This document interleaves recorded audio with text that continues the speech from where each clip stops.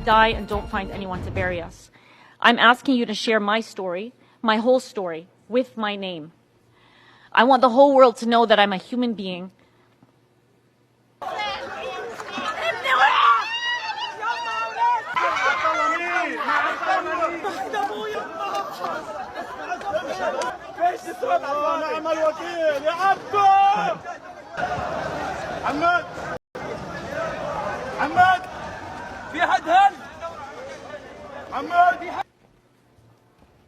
This has gone on for too long.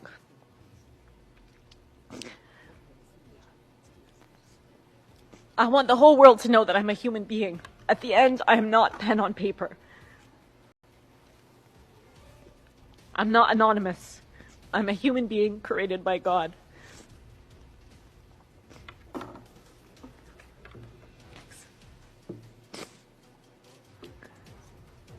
He then asks a question that I'm going to pose to you. Why aren't Palestinians the ones speaking for our cause? Why are we not there and able to speak? The Palestinian people, the people in Gaza. Why not me? Why not my neighbor? Why not my colleague? Our Palestinian colleagues are not here today because the systems we currently exist in don't recognize the value of Palestinian life. I'm going to end by some reflections from myself and my colleagues who recently came back from Gaza. I'm speaking to you today both as a member of civil society and as a healthcare worker who has witnessed firsthand the death and destruction inflicted upon the Palestinian people. We spent the last 14 months watching as the most live-streamed and documented genocide in history has been met with silence, widespread propaganda campaigns justifying the unjustifiable, silencing and discrediting those who have attempted to expose it. The eyewitnesses that have made it out alive consistently reported crimes that in any other context would have led to sanctions. But here, after 14 months of the most grave breaches of humanitarian law, gross violations of human rights, barbaric war crimes, it is met with impotence by individuals, countries, and the very institution represented by this building. One day, someone will dig up the records of our testimonies, pleading for 14 months. They will dig up the records of Palestinians covering their own genocide when international journalists were unprecedentedly banned from entering. Palestinian children setting up press conferences to tell the world that their lives mattered. We will have to reckon with that history.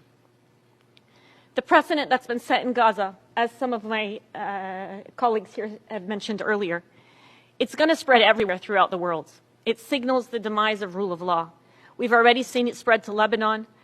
And as one volunteer surgeon said, when I was in Gaza, I felt like it was a prelude to the end of humanity. If solidarity with your fellow humans is not enough of a reason to act, think about how this is going to spill over. This should be frightening for everyone. I recognize that the words I shared with you today are heavy. But these words pale in comparison to the reality experienced by Palestinians for over 400 days and 76 years before that. Palestinians don't need our pity. They don't need our praise. They need our meaningful and truthful solidarity. And there is no time for despair. In the 24 hours that I'm going to spend in this city, at least 60 children in Gaza will be injured or killed. I recognize that many of you here, by virtue of being here today, are already convinced of the need to act. It takes courage to fight a corrupted system, a system that gives disproportionate to countries with terrible records of global violence.